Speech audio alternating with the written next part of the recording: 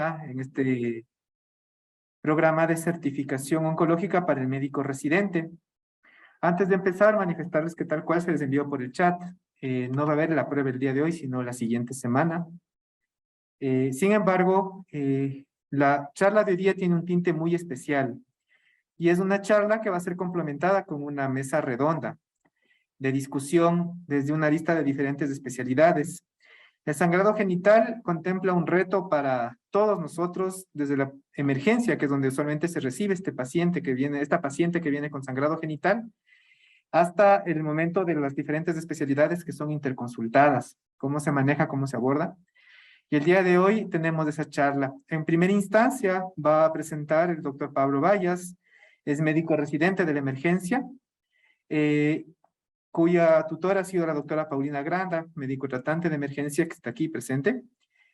Y posteriormente se hará una mesa de discusión con médicos residentes de posgrado que están ya prácticamente en proceso de titulación o esperando solo poco o ya están titulados en su especialidad, tanto de cirugía oncológica, de oncología clínica y de radioterapia. Así que les agradezco por su presencia, bienvenidos y adelante por favor, doctor Valles.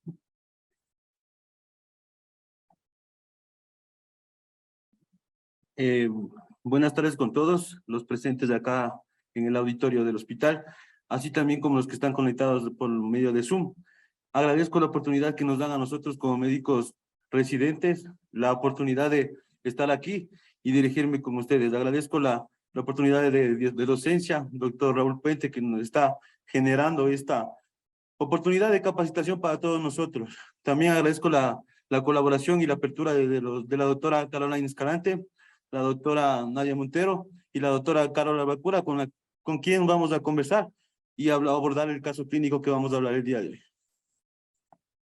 Pues bien, ¿quién no en el quehacer de nosotros aquí en el hospital de Solca no se ha enfrentado a una paciente con un sangrado genital por un cáncer de cervix? Creo que solo los médicos de pediatría son los que no han visto una paciente de este tipo. Entonces, con eso nos damos cuenta de que es un problema importante y de bastante prevalencia en nuestro hospital. Entonces, ¿cómo vamos a manejar la charla del día de hoy? Vamos a hacer la presentación de un caso clínico real de nuestro hospital. Vamos a hablar algo de generalidades, de definiciones del problema. Vamos a hablar del abordaje que hacemos nosotros en el área de emergencia.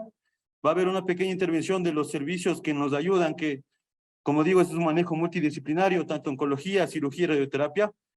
Y vamos a hacer una discusión del caso clínico del cual vamos a presentar.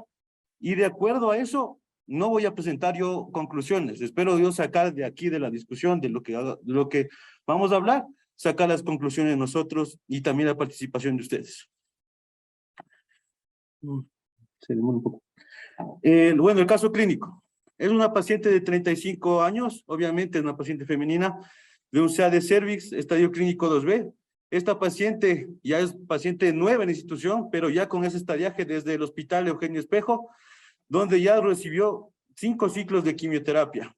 La paciente llega por primera vez al servicio de emergencia por cuadro de sangrado genital y tiene 2 valoraciones de nuestro servicio. Bueno, esa paciente llega hemodinámicamente estable, se realiza lo que hacemos nosotros, tapón vaginal, transfusión de hemoderivados, y posterior ella hace 3 cambios de tapón de manera ambulatoria con nosotros los días 15 y 17 del mes de julio. Entonces, la paciente se mantiene estable, sin embargo, al 19 de julio vuelve a venir con nosotros con persistencia de sangrado genital. Entonces, ya en ese momento nosotros, en la emergencia, ya una paciente que registra atenciones por el mismo motivo de consulta, nosotros ya hacemos una atención, ya no solo nos enfocamos en el cambio de tapón vaginal. Entonces, hacemos una nueva recolocación de tapón vaginal, ya evidenciamos una anemia que requiere transfusión nuevamente, realizamos transfusión de un nuevo concentrado de glóbulos rojos e indicamos ingreso a hospitalización. En hospitalización, como les dije, una paciente que está en estadiaje solicita TAC corporal para completar su estadiaje y al siguiente día solicitan una interconsulta radioterapia. Radioterapia, pues bien, evalúa al paciente en el piso sin signos de sangrado activo, hemodinámicamente estable y no refiere que hay criterios de ingreso de realizar radioterapia hemostática. La paciente al día 22 es dada de alta, sin tapón vaginal, y la paciente no tiene ninguna complicación posterior.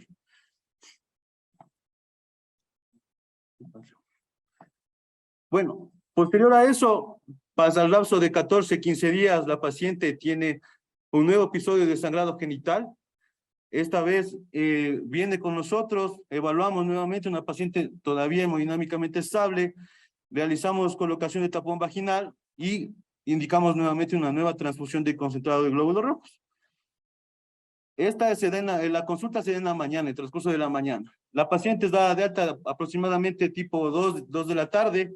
Sin embargo, tipo 5:30 de la tarde, la paciente vuelve a regresar con nosotros al servicio por salida de tapón vaginal y sangrado activo. En esta vez, si la paciente ya tiene compromiso y descompensación hemodinámica, viene hipotensa, taquicárdica, con un compromiso algo de sensorio, entonces ya estamos con una paciente que está teniendo complicaciones.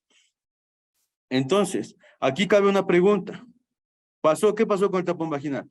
¿Estuvo bien colocado o es que el sangrado es tan profuso, tan importante, que hizo que el tapón no resista y pueda haber salido?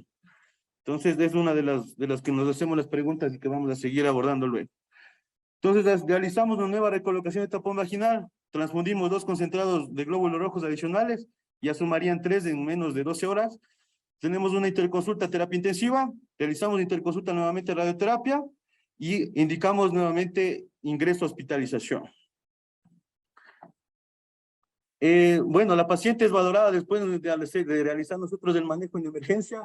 Realizamos reanimación hídrica con cristaloides, la transfusión de 2 concentrados de glóbulos rojos. La paciente se compensa hemodinámicamente y no tiene criterios de ingreso a terapia intensiva. Ingreso a hospitalización. Al día siguiente vuelve a tener un nuevo evento de hipotensión arterial y es valorada nuevamente por el servicio de terapia intensiva. Nuevamente la paciente no tiene criterios de ingreso y permanece pues aquí en hospitalización. La paciente, hay una particularidad de que no hubo cama ese día y permaneció en emergencia, por lo cual nosotros también estábamos un poco al tanto de la paciente. Ahora, y también se realiza ese mismo día una interconsulta de cirugía oncológica. Aquí quiero hacer un paréntesis y es importante ver el motivo por el cual se realiza la interconsulta a cirugía oncológica. Entonces, el motivo de nosotros como médicos residentes es que se haga el manejo del sangrado, porque se evidenció que en la historia clínica era para vigilancia de tapón o asesoría en el tapón. Entonces, es el manejo del sangrado. Se realiza una nueva transfusión de concentrados de glóbulos rojos. Permanece la paciente en hospitalización con cambios de tapón el día 7, 8. Se inicia radioterapia. La paciente recibe 12 grays de dosis de radioterapia y en 3 fracciones. Posterior a eso, la paciente es dada de alta el 9. La paciente sale de hospitalización con tapón vaginal y es indicado que vaya a nuestro servicio donde nosotros realizamos este procedimiento cada 48 horas. Y al cabo de 4 cambios de tapón seguidos, la paciente tiene un control definitivo de su sintomatología. Entonces, aquí vemos, y lo que nos han venido diciendo en las anteriores charlas del objetivo de la radioterapia, no es un objetivo de radioterapia en ese momento, no es hemostático en ese momento, sino que se ve que es al 4º o 5º día el efecto de ese tratamiento, que en el caso vemos claramente se presenta. Eso es lo que hablamos del caso clínico. Ahora yo les voy a hablar un poco de generalidades de lo que es del sangrado en cáncer de cervix. Bueno, para nosotros como médicos es un poco frustrante esta patología, dado que es una patología totalmente prevenible, totalmente curable en estadios tempranos, y llegar acá con nosotros, ver a pacientes en estadios clínicos 3, 4, que son la mayoría con un diagnóstico tardío, sí es medio frustrante, y ver a veces pacientes que llegan con nosotros y vienen para manejo paliativo. Entonces, sí, es un problema de salud pública y también de coste para el hospital. Alrededor de 570,000 diagnósticos nuevos y 300,000 muertes por año se dan por esta patología y principalmente en países como el nuestro, en desarrollo. En el Registro Nacional de Tumores se registran algunas tasas. El Quito presenta tasas mayores a las reportadas a nivel mundial, con 17.7 por 100,000 habitantes, y la tasa global es de 13.1. Por ende, también la tasa de mortalidad es muy alta. Tenemos una tasa de mortalidad del 9.3, que está por encima de la global de 6.9. Entonces, debemos tomar en cuenta la prevención que debemos nosotros hacer A veces nosotros como médicos generales podemos hacer práctica privada y mejorar esta parte. En el servicio de emergencia, la prevalencia es cercana al 10% de todas las atenciones que nosotros realizamos en emergencia. De estas, el 70% requieren transfusión de hemoderivados y el 50% ingresan a hospitalización. Además de eso, se ha evidenciado que nosotros en la emergencia, con la hemostasia directa y control de sangrado, evitamos que la paciente progrese al shock hipovolémico y por ende hemos registrado muy pocos ingresos de terapia intensiva por este motivo. Ahora, definamos el problema. Bibliografía, si ustedes van, buscan evidencia, es muy pobre sobre el cáncer de cervix y sangrado genital. Es muy pobre. Entonces, nosotros hemos propuesto una definición. El sangrado genital en cáncer de cervix es la pérdida sanguínea que no tiene relación con el ciclo menstrual y que condiciona una anemia aguda, transfusión de hemoderivados, shock o muerte en el peor de los casos de la paciente que tiene cáncer de cervix. ¿Cómo vienen las pacientes con nosotros? La presentación clínica. La cantidad y la calidad del sangrado va a depender de muchos factores, principalmente del tumor, la característica natural del tumor, el compromiso de estructuras adyacentes, eso quiere decir el estadio clínico de la paciente, el tratamiento que haya recibido previamente, también tiene que ver en la calidad y cantidad de la sintomatología que refiere a nuestro paciente cuando viene a la emergencia. Aquí cabe recalcar decir que clásicamente en etapas tempranas de esta enfermedad se presenta como una secreción ceremática que nuestras pacientes no la toman mucho a serio y es por eso que avanza la enfermedad. En el caso de la paciente son aproximadamente 6 años que la paciente tiene esta característica y no le toma en cuenta. Y es por eso que el diagnóstico es tardío de esta patología.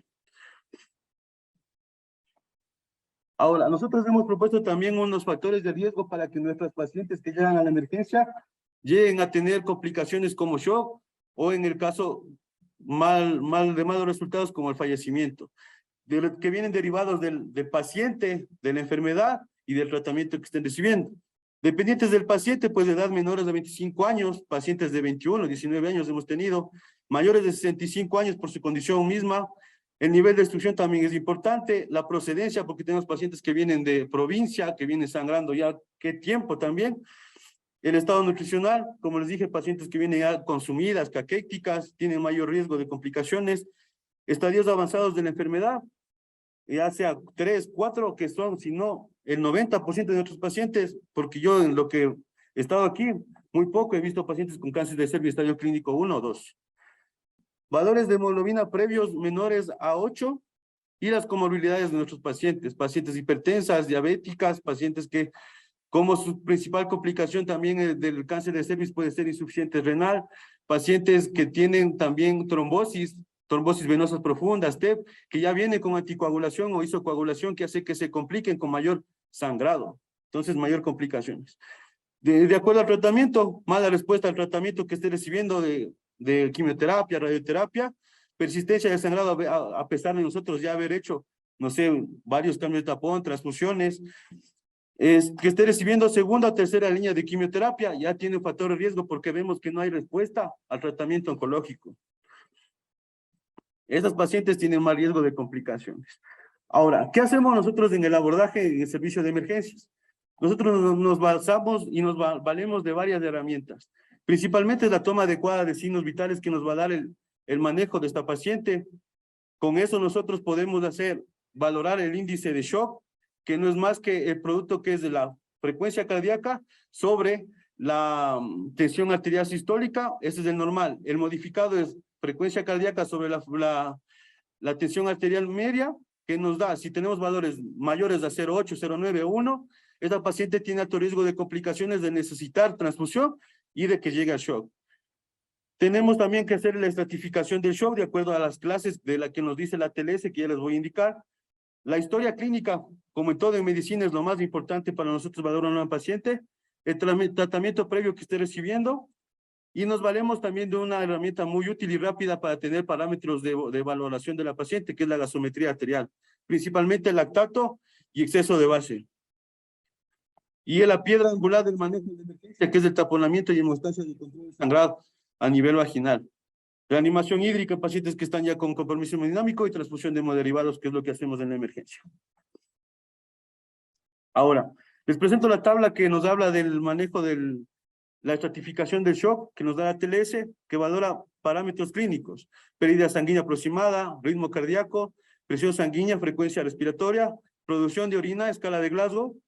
Se suma algo importante que nosotros, yo les decía, la gasometría, tenemos el déficit de base, y nos da ya de acuerdo a la clasificación que nosotros encajemos a nuestro paciente, nos da si es que va a necesitar o no la necesidad transfusional. En la clase 1 vamos a vigilar, en la clase 2 va, posiblemente si requiera, en la clase 3 pues ahí de ley va a tener que ser transfundida, y en la clase 4 probablemente tengamos que activar protocolo de transfusión masiva. Ahora, ya con todo eso, con toda la base que les he dado, nosotros tenemos que estratificar a nuestro paciente y clasificarla en dos pacientes importantes. La paciente que está en clase 1 o clase 2, en la cual nosotros le hacemos taponamiento vaginal, control de sangrado, evaluamos ya con exámenes de laboratorio la necesidad transfusional, y de acuerdo a las especialidades también nos requieren a veces valores de hemoglobina un poco sobre los 10 para ingresar a tratamiento, y ingreso a hospitalización, que es lo que nosotros vamos a promulgar, que la paciente que venga por primera vez con esta sintomatología debe ser ingresada a hospitalización, o si la paciente se encontrara en manejo ambulatorio, al llegar al tercer cambio de tapón o de acuerdo a la sintomatología o la clínica de la paciente, requiera hospitalización. ¿Para qué? Para comenzar el manejo multidisciplinario de esta paciente y no tengamos después pacientes que vengan con mayores complicaciones. En la clase 3, clase 4, pues ya una paciente con compromiso hemodinámico importante, nosotros hacemos taponamiento, control de sangrado, reanimación hídrica con cristaloides y líquidos, transfusión de hemoderivados, y realizamos interconsulta terapia intensiva y también a cirugía oncológica, para que de la mano de esos servicios manejemos a esta paciente. Entonces, como les dije, la principal y la piedra angular del manejo en emergencia es el taponamiento vaginal. ¿En qué consiste? En insertar una gasa compactada en la vagina para absorber la sangre y aplicar presión directa al cuello uterino o a la masa exofítica que está sangrando. Nos valemos de algunos elementos o productos que nos dan hemostasia en emergencia. Tenemos la oxigenada, el ácido tranexámico para manejo también tanto parenteral como de acción local, la lidocaína más epinefrina. La epinefrina con su efecto vasoconstrictor también nos ayuda a controlar el sangrado, y manejamos también lo que son esponjas hemostáticas de colágeno que nos ayudan activando el factor 12 como protrombóticos y para manejo como hemostáticos. No me voy a demorar mucho en el procedimiento que nosotros le hacemos.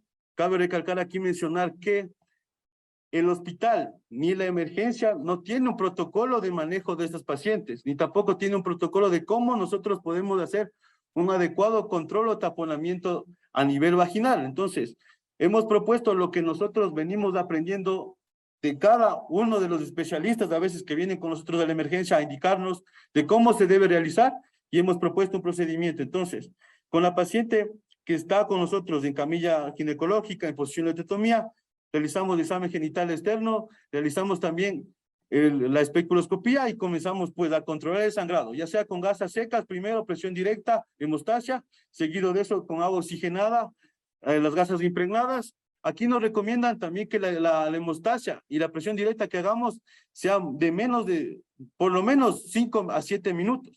Es un procedimiento que debemos nosotros tener paciencia para lograr obtener hemostasia. Si con esto no logramos identificar el sangrado, nosotros pasamos a ocupar lo que es el ácido tranexámico para un control local. Además de eso, en el mismo procedimiento que con el agua oxigenada. Si no controlamos, pues nos valemos también de la lidocaína con epinefrina, como ya les mencioné, perdón. Nos ayuda también con control hemostático y continuaremos con el procedimiento. No me quedo aquí mucho porque es más largo, pero más o menos haciéndoles un resumen. Una herramienta útil que tenemos también son las esponjas hemostáticas, que nos ayudan también a controlar el sangrado y que son reabsorbibles. Entonces, no tenemos que estar volviendo a ver si es que está la gasa ahí o algo parecido. Por último, nosotros aquí es importante que sepamos que cuando colocamos un tapón vaginal, nosotros a la venda de gasa que vamos a ocupar para hacer hemostasia, la desenrollamos y hacemos presión directa, y es a lo que más nos dé el fondo uterino, a llegar a hacer presión directa sobre la masa tumoral que está sangrando, y no es quedarnos en el introito vaginal, porque después vienen las pacientes con complicaciones de que no puedo sentarme, no puedo hacer la deposición, no puedo orinar, entonces, o vienen con globo vesical, entonces a veces es porque El tapón no está colocado debidamente donde debe de estar y no está haciendo el efecto de hemostasia que nosotros debemos considerar y tenemos que hacer. Por último, también recomendamos la administración de ácido tranexámico con una dosis de 10 miligramos por kilo en ese momento y cada 8 horas. Pues con laboratorios, exámenes, podemos evidenciar si es que hay procesos infecciosos sobreañadidos, iniciar antibióticos. Y recomendamos la observación de 3 a 4 horas en reposo absoluto de la paciente para identificar o no si se controló el sangrado. Evaluar la posibilidad de retiro o cambio al cabo de 48 horas. Antes de 48 horas no evidenciamos un control hemostático, pero si nos pasamos vuelta de 48 horas, hay riesgo de infecciones a este nivel. Entonces lo que recomendamos es que sea 48 horas. Bueno, pues ya hablamos de lo que es los pacientes que no controlan, si hay inestabilidad, pues nos valemos de las especialidades tanto de terapia intensiva, cirugía y también de radioterapia para el manejo multidisciplinario de estos pacientes. Pues bien, esto es lo que yo les quería presentar de lo que es el manejo de la emergencia de estos pacientes. No sé si tienen alguna pregunta, alguna duda, si no vamos a pasar a una intervención pequeña de cada servicio de lo que hace el manejo de estos pacientes, tanto de cirugía, de radioterapia y también oncología, el papel de oncología en estos pacientes.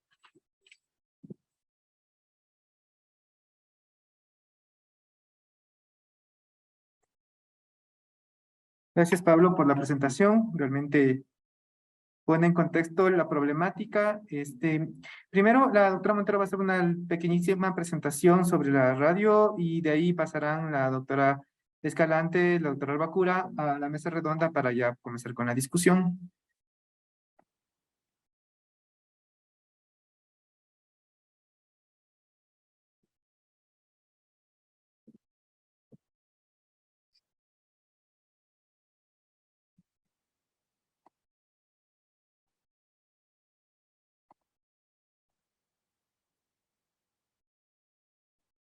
Bueno, buenas tardes con todos. Yo rapidito, nada más como para tener unas bases del manejo de la radioterapia en el manejo de estos pacientes consangrados por cánceres ginecológicos.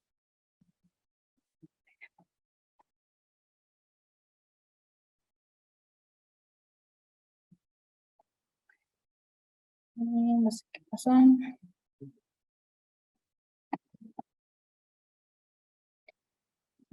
Se salió.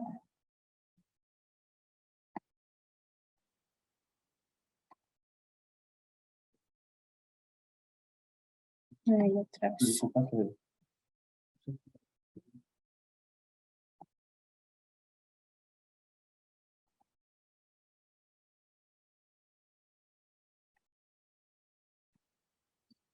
Ahí sí.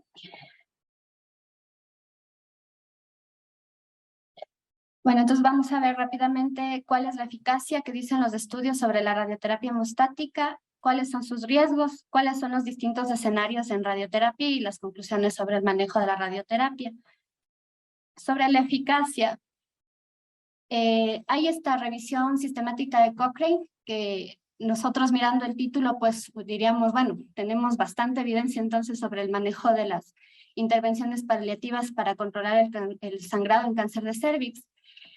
¿Cuál es el problema? Que cuando reportan los resultados de esta revisión, que en su primera versión se publicó en el 2015 y que se actualiza el 2019, lo que nos dice es lo que muchas revisiones Cochrane suelen decir, es que no hay evidencia, ya que no hay estudios que comparen las intervenciones tipo tapones, tipo ácido tranexámico, tipo manejo quirúrgico, embolización versus radioterapia.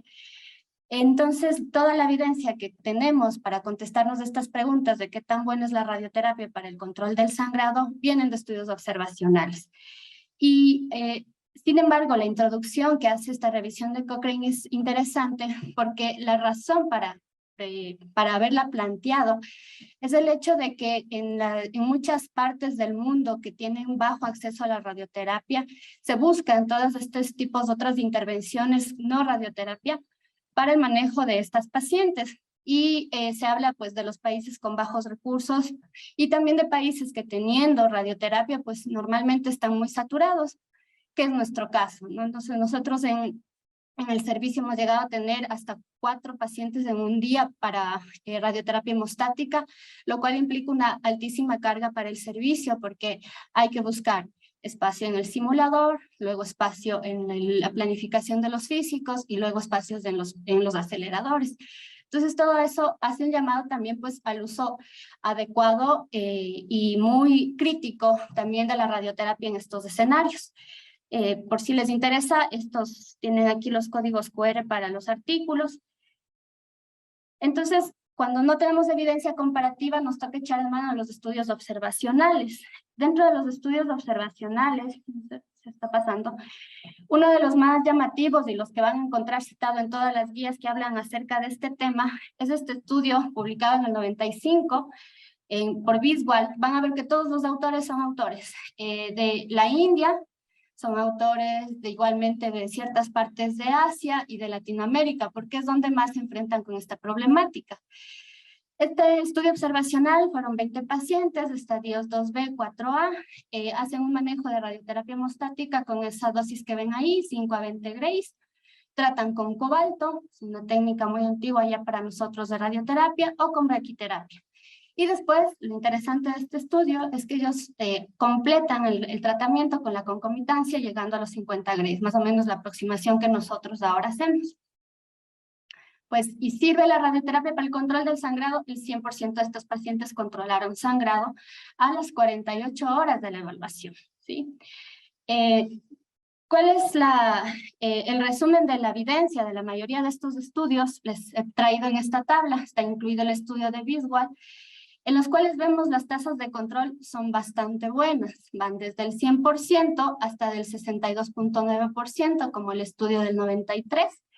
Este estudio que vemos aquí, cuyo autor no puedo pronunciar, es interesante para nosotros porque es justamente el fraccionamiento que aquí en el hospital usamos. Fracciones de 3 a 4 grays. Y con 3 fracciones ellos encuentran una tasa de control del 62.9% y con 5 fracciones del 97%. Y de ahí tenemos fraccionamientos como, por ejemplo, una sola fracción de 10 grays en estos dos estudios. El de 20 en 5 es el más común, o de 30 grays en 10 fracciones, como en este estudio último, que es el más actualizado que he reportado. Y como digo, pues como pueden ver también, las tasas de control son buenas. Ahora, ¿cómo se sabe que actúa la radioterapia para el control del sangrado? Este estudio que ven aquí muestra unas gráficas por microscopía electrónica, en la cual estamos viendo por una parte un endotelio normal, no se ve bien, y por otra parte un endotelio tumoral, en la cual obviamente es un endotelio aberrante, y aquí también vemos cómo las células del endotelio están completamente alteradas. Ese es el endotelio tumoral. ¿Qué hace la radioterapia en este punto? La radioterapia lo que va a hacer es producir daños vasculares que den como resultado una disminución en el volumen vascular aberrante, y por lo tanto llegando al control del sangrado. Entonces, en esta gráfica lo que está representando es que a mayor dosis por fracción, mejor es el control del sangrado. Entonces, de entre 5 a 10 grays obtenemos daños vasculares leves, pero con más de 10 grays obtenemos daños vasculares severos. Entonces, ¿qué nos quiere decir esto? Que a mayor dosis por fracción, pues mejor es el control del sangrado.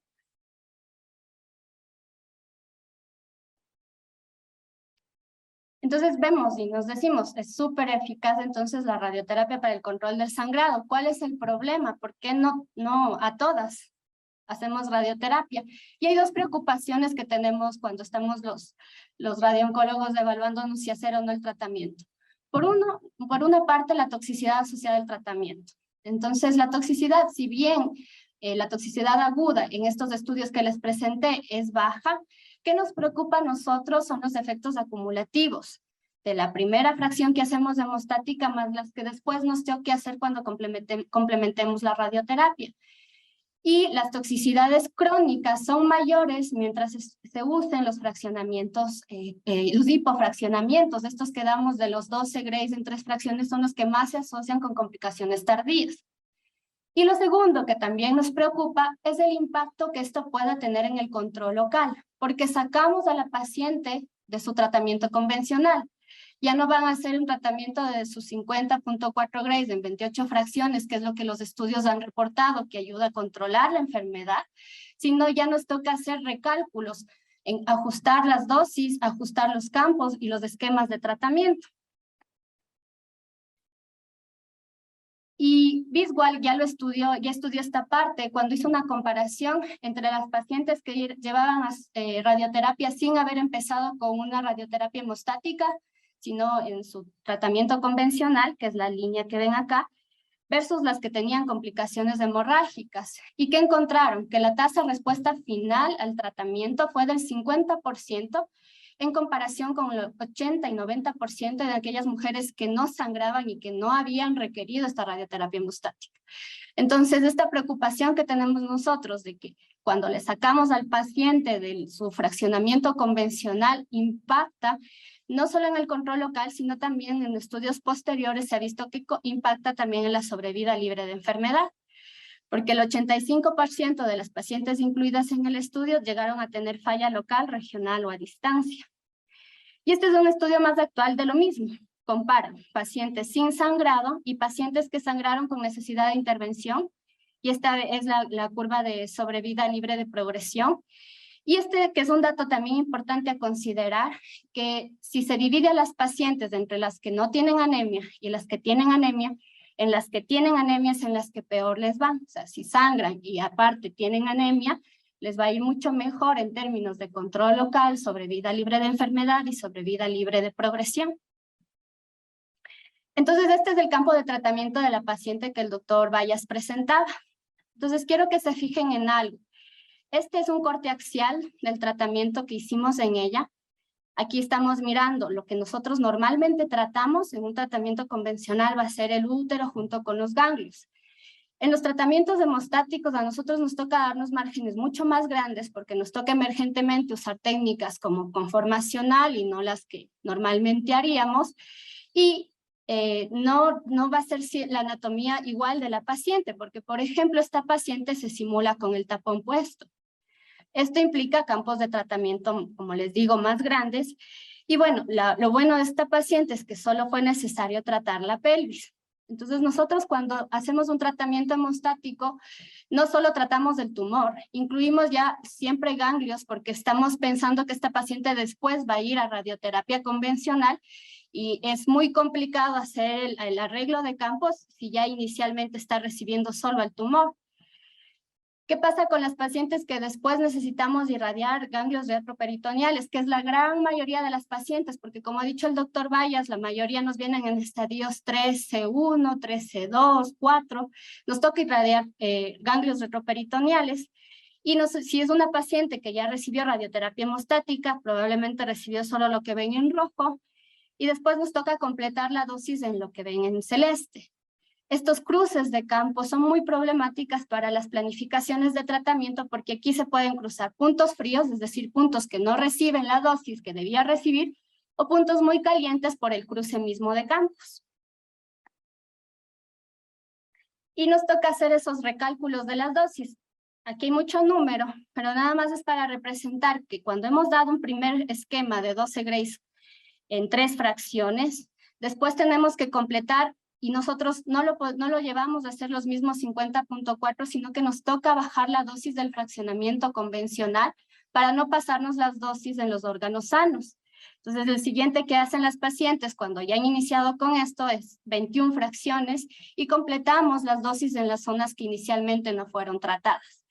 Entonces, todas estas cosas consideramos nosotros cuando vamos a dar el tratamiento de radioterapia. Y después, pues, que también tenemos distintos escenarios. El escenario de la paciente que nos presentó el doctor Bayas, que es una paciente que no ha recibido radioterapia antes, que están en estadiaje y llegan a la institución todavía sin un plan de manejo inicial, o las pacientes que no han recibido radioterapia y que son pacientes básicamente con intención paliativa de tratamiento, aquellas con metástasis, en los cuales la radioterapia hemostática ya no es tan problemática. Nosotros nos podemos subir a dosis muy altas porque planteamos que no va a recibir radioterapia después. Ahí hay varias alternativas, braquiterapia hemostática, técnicas como la TIS, refuerzos integrados, y hay un fase 2 muy interesante en el estudio Sharon que se llama, que es para hacer hiperfraccionamiento otro asunto. Y aquellos pacientes que ya hicieron su tratamiento, que recaen, que ya recibieron radiación previa y que nosotros nos planteamos hacer nuevamente radioterapia, lo podemos hacer, depende del tiempo que haya pasado y de las dosis que haya recibido en órganos sanos. Tenemos limitaciones, sin embargo, para irnos a dosis más altas y por esto puede ser una buena opción la braquiterapia. Entonces, como conclusión de la parte de la radioterapia hemostática tiene altas tasas de control en el sangrado en pacientes con cáncer de cervix, pero basados en estudios observacionales no comparativos. No está estandarizado un esquema, como ustedes ven, pero hay un llamado al hipofraccionamiento. Nosotros escogemos dentro de todos los hipofraccionamientos el menor número de fracción, precisamente por después la complicación que tiene el recálculo de la dosis. El tiempo para control del sangrado con los distintos esquemas, según los estudios, puede ir desde 48 horas, desde el estudio del 95 que les presenté, hasta 14 días que han reportado algunos. Por lo que no es el manejo de elección en pacientes con sangrados que amenace su vida. En pacientes que recibirán después radioterapia radical, hay que evaluar adecuadamente este balance riesgo-beneficio en cada paciente. Listo, eso nada más.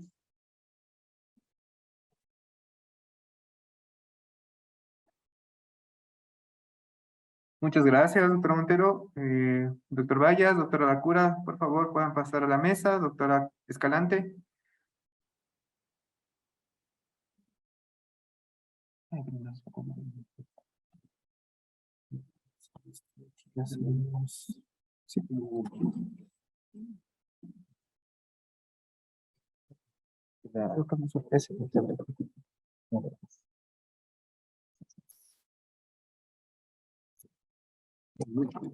Quédate los dos. Entonces, por favor, para que se pongan pegados.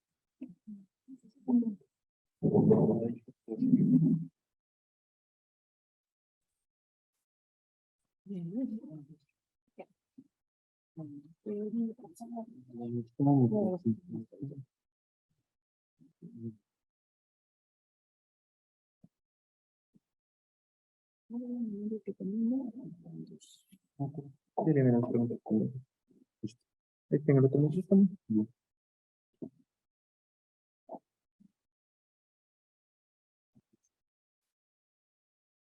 Listo, entonces empecemos con la discusión del caso del hipotético multidisciplinario. Desde las anteriores maneras, que por favor, si es que quieren participar o hacer cualquier pregunta, está completamente abierto la actividad. En primera instancia, preguntas, si se desean, no sé por qué tienen una gusto por su parte final, al fondo, y como que las actividades y para todos los actividades, de hecho, se puede dar un poquito más para que se mantenga un poquito, pero el micrófono debe estar en el medio. Entonces, le agradecería un poquito más, un saludo y pues, de todo. Gracias, doctora. Por ejemplo, sí, no hagan nada, gracias, doctor. Buenos colaboradores.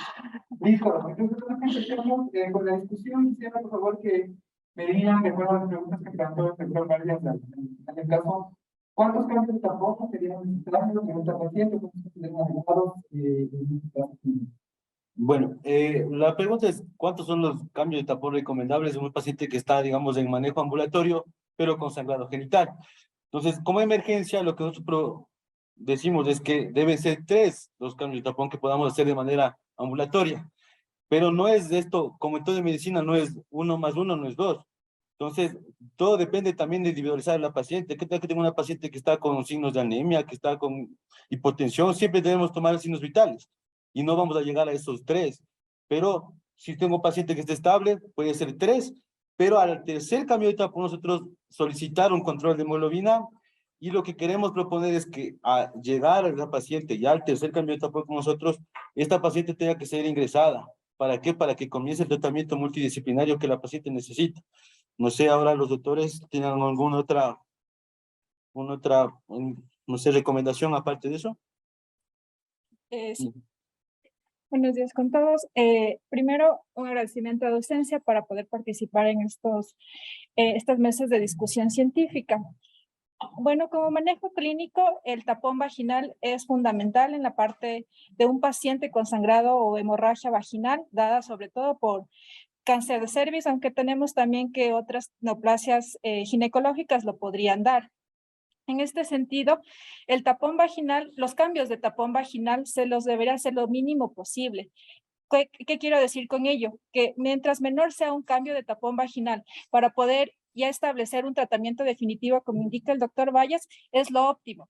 Y en este en este manejo del tapón vaginal, para priorizar un manejo adecuado de este mismo, también debemos apoyarnos de otras medidas, como puede ser restricción de la movilidad del paciente, la compensación con hemoderivados, el uso de los tapones vaginales, que podrían ser únicamente solos, sin embargo, se benefician del uso de agentes hemostáticos, como se mencionaron, el ácido tranexámico, la oxigenada. También en México tienen el uso del tapón vaginal con el formaldehído, que también ayuda al control del sangrado vaginal. Y otra de las consideraciones también sería hacer medidas clínicas de elevar los pies del paciente para mantener la inmovilidad posible que sea necesaria para tener un mejor control del sangrado.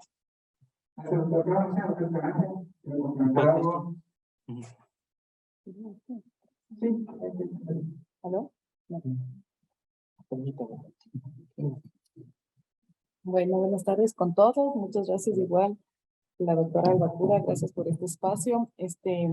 Bueno, en esa pregunta de cuántos cambios de tapón vaginal son recomendables, creo que es algo muy ambiguo porque nosotros en la realidad que nos desenvolvemos en este hospital es distinta a otros escenarios que describen los pocos estudios que la doctora ha tenido a bien describir. Entonces, los pacientes a veces llegan en estado crítico. Entonces, no es que podemos esperarle 1, 2, 3, 4 veces. Y lastimosamente, como han descrito, la disponibilidad de radioterapia no existe en nuestro hospital por la cantidad de pacientes que son referidos en estado avanzado. La primera opción que nosotros deberíamos tener como tratamiento es la embolización dirigida, selectiva, para las arterias uterinas. Sin embargo, tampoco la tenemos disponible en el hospital y eso es un problema serio y grave porque tenemos pacientes que sí, si bien en ese momento se controlaron, lastimosamente hasta son de provincia, se van, se descompensan allá y han fallecido. Entonces, no se puede saber un número exacto de cuántos tapones se deben de cambiar. Pienso que nosotros como cirugía tenemos la obligación, igual con emergencia y los demás servicios, de todos saber cambiar un tapón vaginal, porque nos hemos encontrado también con que en vez de hacer un taponamiento adecuado, hemos encontrado con toda la gasa metida ahí y como mencionó el doctor Vallas, la incomodidad de la paciente, la limitación de sus funciones para realizar la defecación o miccionar es importantísimo. O sea, uno a veces solo pone el tapón y ya sale del momento, del olor, porque en eso nos enfrentamos. Incluso aquí nosotros no hacemos instrucción para fomentar el cambio del tapón, y eso creo que es nuestra responsabilidad, como los que llevamos más tiempo aquí, todos deberíamos saber cambiar un tapón, no asustarnos con un sangrado profuso, porque eso es algo que vivimos todos los días.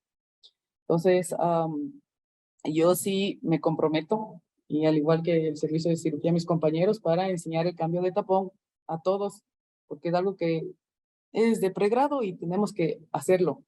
Tenemos ahora unos apósitos hemostáticos, el agua oxigenada, a pesar de que las guías describen el formaldehído, como ha descrito la doctora Albacura, aquí no lo utilizamos. Sería de ver, podríamos hacer como un estudio prospectivo en algún momento a ver qué nos resulta más, porque nuestra realidad es otra. El problema también es que nosotros recibimos muchos pacientes de la red en progresión o ya en estadios muy avanzados que colapsan todo, la atención tanto de emergencia como de radioterapia, y eso es un problema. No pueden empezar el tratamiento rápido. Esta paciente ingresó el 7, creo, de agosto y recién recibe su tratamiento de terapia hemostática el 13 de, julio, y luego recibe recién el tratamiento un mes después. Entonces, si nosotros hospitalizamos un paciente, yo creo que deberíamos hablar con los demás servicios para optimizar el tratamiento y que empiece el tratamiento. Realmente la terapia hemostática sí quema todo, y eso es un problema para la paciente, porque si bien es cierto que logramos controlar, pero después del cálculo que ya nos habló la doctora y todas las reacciones adversas que genera la radiación es un problema. Luego vienen con enteritis, luego vienen con cistitis, es un problema para nosotros. Otro problema que nosotros tenemos es que inmediatamente empieza el sangrado, es profuso, cirugía, que liguen las hipogástricas o las uterinas como puedan. Como mostró la doctora Nadia, el tumor a veces es enorme. No es que uno puede entrar, identificar las estructuras y liga los vasos. Y otro problema es que cuando nosotros ligamos los vasos, a pesar de eso, el control llega solo hasta un 80%, porque hay un 20% que viene irrigación directamente de las ováricas hacia el cervix y todavía sigue sangrando la paciente. A pesar de que está controlado el sangrado, entre comillas, nosotros también tenemos que recordar que hay una neovascularización en el cervix, como en todos los tumores, y cuando nosotros queremos aplicar la quimioterapia, ya no llega al lugar. Entonces, la sensibilización del tumor que nosotros tenemos con la quimioterapia se perdió con esta ligadura, ¿no? Entonces, eso es súper importante también recordar para que no inmediatamente de cirugía, que liguen las hipogástricas, tampoco es la mejor solución. Gracias, doctora. Gracias. ¿Algo? No, yo ya hablé bastante. Vamos a hablar, usted, colega, ¿tienen cambiado patrones vaginales democráticos? Todos. Entonces, ¿por qué hacen intervención? Hay un grupo interesante de médicos que no han cambiado los patrones vaginales. Y sí, lo que he dicho también es, acá, cuando se formó el culturado, no tiene experiencia, hay muchos vamos a ir a cambiar los patrones de emergencia. Porque hay que aprender, porque uno es un caso ginecológico puede pasar en el piso, en emergencia, en la emergencia, y tenemos que enseñar a solucionar ese momento. Entonces, tenemos la palabra clave y como Excuse me. Gracias. La siguiente pregunta es, ¿en qué momento debería tener una movilidad en esta paciente? Bueno, ya se contestó creo que esa pregunta, ¿no es cierto? Que debe ser evaluada individualizadamente a la paciente y también si llegamos a un paciente que yo vuelvo y recalco, que esté estable, que esté en manejo ambulatorio, al tercer cambio de tapón. Nosotros hacemos la atención de emergencia, no solo el cambio de tapón, sino hacemos la atención de emergencia, solicitamos exámenes y vuelvo y repito, creemos que es necesario que esa paciente ingrese para que inicie el tratamiento. Y que aquí también un poco, como nosotros somos los motores, los residentes somos el motor del hospital, siempre estar de la mano del tratante, siempre estar de la mano del tratante, que el tratante también se empodere de los pacientes en el piso, que esté con nosotros al lado, porque somos nosotros, sí, pero el tratante es el que está, debe estar con el paciente ahí. Entonces eso también debemos tomar en cuenta. Sí, hay una consideración dentro del sangrado vaginal que es el fenómeno de la hipoxia celular. Entonces, esto se ha considerado como un efecto adverso para cualquier modalidad de tratamiento que nosotros queramos dar en este tipo de hemorragias vaginales. En ese sentido, por ejemplo, por el uso de la quimioterapia a base de platinos, tenemos que se va a buscar, dada la angiogénesis que se mencionó, tenemos que en este sentido pueden ver vasos sanguíneos anormales, con lo cual hay una menor perfusión de estas células tumorales. Consecuentemente, esta menor perfusión hace que haya una disminución en el efecto citotóxico, en nuestro caso de la quimioterapia, con lo cual nosotros recomendamos y lo ideal es siempre tener valores de hemoglobina mayor a 10, por eso es que siempre vamos de la mano con la transfusión de los hemoderivados. Bueno, lo mismo pasa en la radio, ¿no? Para no redundar exactamente lo mismo. Si es que no tiene una buena hemoglobina, la radio definitivamente no va a ser su función. Pero creo que las preguntas que nos ha planteado ahora el doctor Bayas, la intencionalidad a donde nos quiere llevar, según estoy entendiendo, es que todos nos hemos enfrentado con esta problemática de que tenemos pacientes en estadiaje, sobre todo, que están viniendo constantemente a la emergencia, y por todo el tema que todos conocemos de que nos demoramos en los estudios para estadificarles, esos pacientes inician tardíamente los tratamientos, ya los tratamientos radicales. Entonces, claro, en radioterapia esto también es cierto. Si es que una paciente viene a su primer cambio de tapón y al segundo ya está iniciando la concomitancia, ese sería el mundo ideal, ese sería lo mejor, pero no siempre lo podemos hacer, ¿no? Entonces, igualmente a veces en radioterapia nos envían la interconsulta y nosotros, en lugar de darle la hemostasia, intentamos apurar la concomitancia porque sería mejor para la paciente.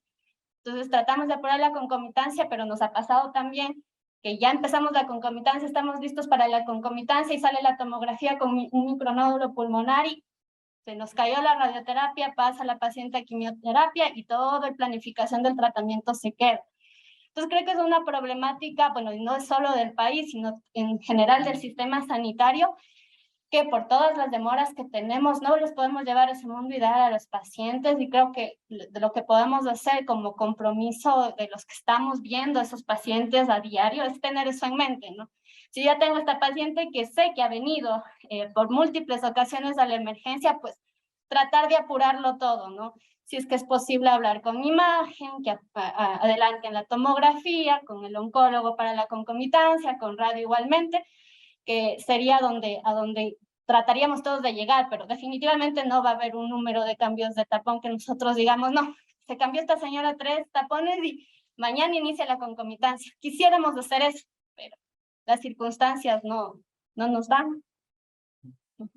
Aparte, agregar un poco ahí, más de incluso, ¿no? Nosotros podemos hacer administración monetaria, podemos ver la posibilidad en general de administración. Pero aquí viene un tema de balancear las cosas. Y si una paciente que yo me estaba funcionando, pero tiene un buen estado funcional,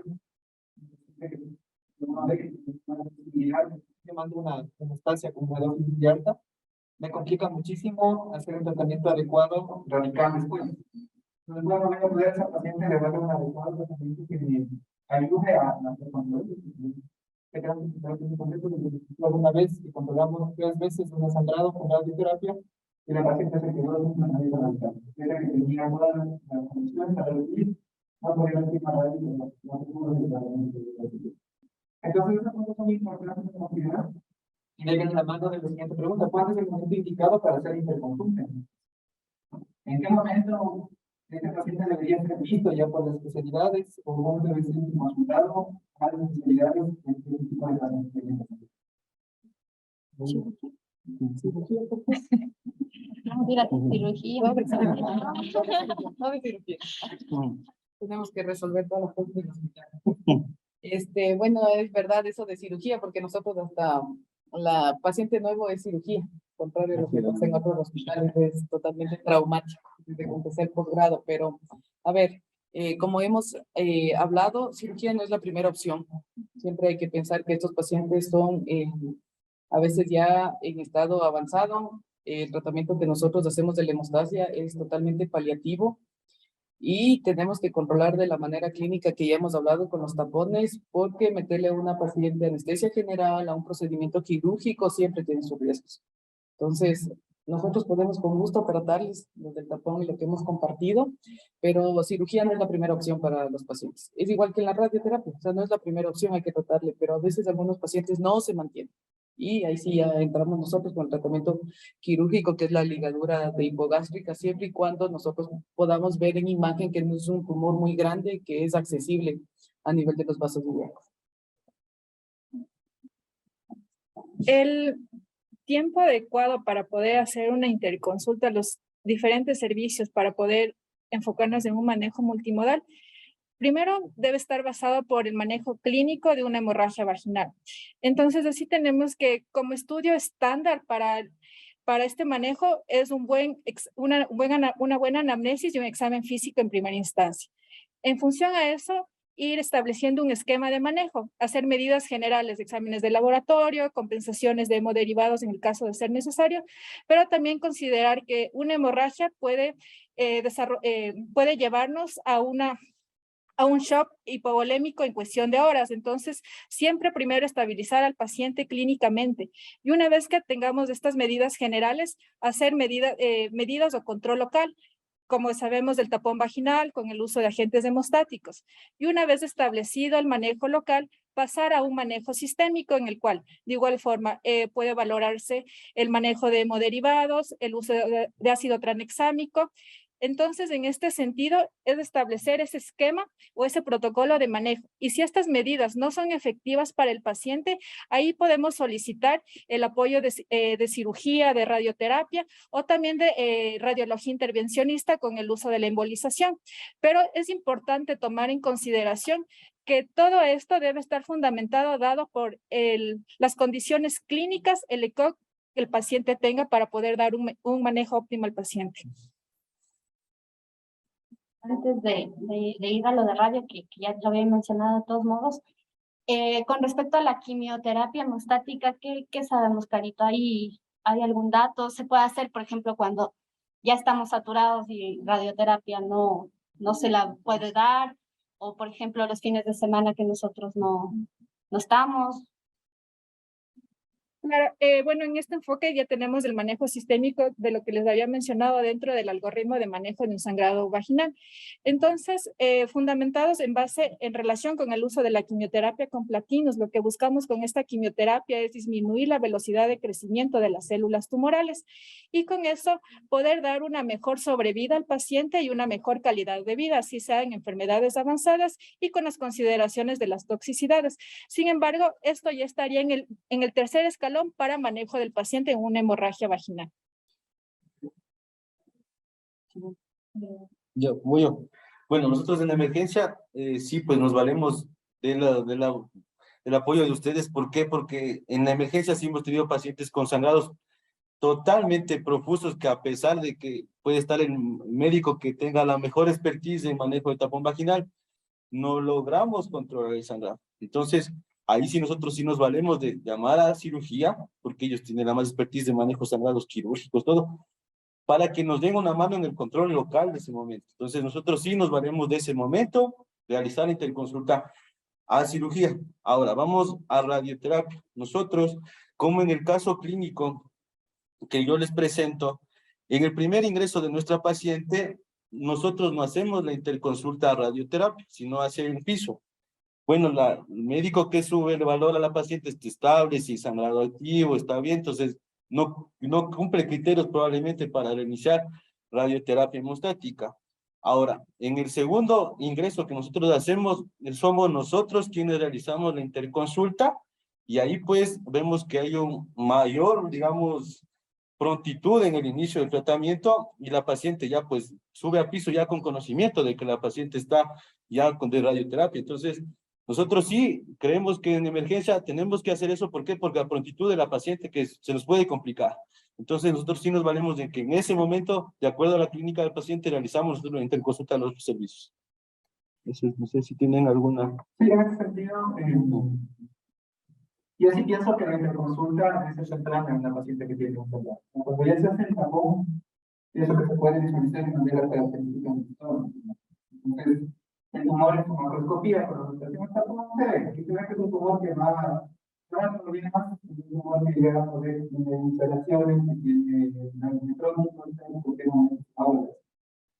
Y la interconsulta temprana aquí sí es importante, como he dicho, para que se bien en este proceso de un ingreso ya ver porque así no sea para hacer un hemostasio, así controlar el mapelito, es una buena paciente en la cual nosotros buscaríamos acelerar en conjunto con oncología clínica el inicio de esta concurrencia. Que sabemos que pasarán 7, 8 sesiones, también ya se comenzará a controlar el inicio sangrado y le daremos la chance a la paciente de recibir un tratamiento adecuado. A veces nosotros en los pisos recibimos interconsultas de conocimiento de casos, de pacientes que no están sangrando, que no es una cosa tan importante, pues empezaron a verse con insuficiencia renal, que es una infección, y es como para el conocimiento de casos para tratar de levantar. Pero una de las pacientes donde nosotros sí pensamos muy bien y hacemos todo lo posible para adelantar este proceso es en pacientes ingresos de pacientes que han sangrado una vez, 2 veces, sabemos que hay una posible tercer sangrado. Ahí sí vale la pena muchísimo interconsulta temprana, interconsulta del piso, así ya haya controlado el sangrado. Es un paciente de 2 sangrados, al final de 2 ingresos por sangrado, y ya, la paciente que la pienso, conversaré con cualquier clínica y le damos de esto y hacemos lugar y tratamiento.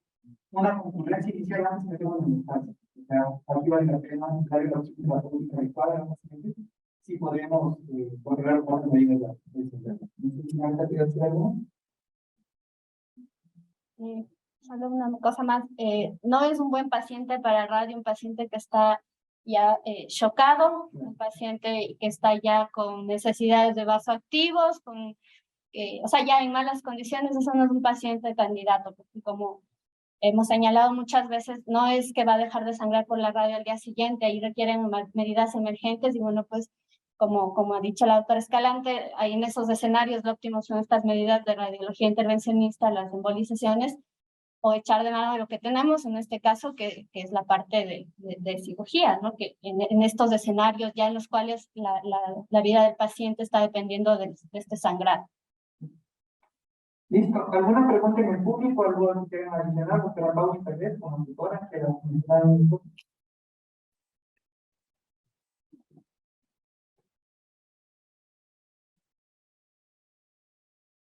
Buenas tardes con todos. Yo felicito a Pablo por el interés de estos casos. Siempre es lo que nos ha enseñado a colocar tapones vaginales a todos los médicos nuevos. Entonces, lo felicito porque le puso mucho empeño y espero que de él salga el protocolo de manejo que sea institucionalizado. En el caso de sangrado vaginal de ser, y le apoyaremos siempre. Vamos. Muy emotivo. Yes. Ya está hablando, se ha analizado desde este punto de vista. Lo que quisiera yo agregar es que hay que pensar siempre en el paciente, en su condición, en el saber que tiene cáncer, la implicación que lleva eso al paciente, al familiar, el costo socioeconómico para la institución del Estado y demás. Nosotros recibimos constantemente pacientes que son dados de alta de pisos a las 24 y 48 horas. Hay pacientes que regresan luego de hospitalización o inmediatamente de alta hospitalaria preguntando qué tengo, qué me van a hacer, qué fue lo que pasó. Y pensemos también en eso. O sea, empoderemos, como dijo Pablo, es un término que lo hemos tomado en el servicio. Y tomémosle de la manito también al tratante, el dueño de cada paciente. ¿Ya? Hay pacientes que dicen, no me conozco, no sé quién es el tratante, no sé cómo se maneja en pisos, pero por favor expliquemos y hagamos los cargos de nuestros pacientes. El empoderamiento es lo único que nos va a llevar a mejorar la calidad de atención y todo con lo que lucha el hospital, con lo que hacemos y con todo lo que han hecho con nosotros, para mejorar la atención de todos los pacientes de convenio. Eso quería yo agregar y que el manejo multidisciplinario funcione. Nosotros vemos pacientes, todos hemos cambiado tapones y cuando ya vemos pacientes pobres, o sea, pobres pacientes, digo yo, vienen de provincia a pagar un hotel para que den cada 48 horas de cambio de tapones cuando han tenido hospitalización donde no se, tal vez por tiempo, tal vez por número de pacientes, no se agilizaron los procesos de estudios de calificación o de tratamientos. Entonces, pensemos por favor en todo eso. El caso de esta paciente viene en 3 meses, cuando ya cumplió todo, 1 mes y medio, a la emergencia. Pero son 2 meses que viene chocado. Entonces, agilicemos todo eso, no mejoremos la institución. Ustedes que son bien más jovencitos y son nuevos, mejoremos los procesos de la institución. O sea, si hay una demora, vamos por acá, vemos por allá, molestemos por allá, hace la doctora también hace 20 años.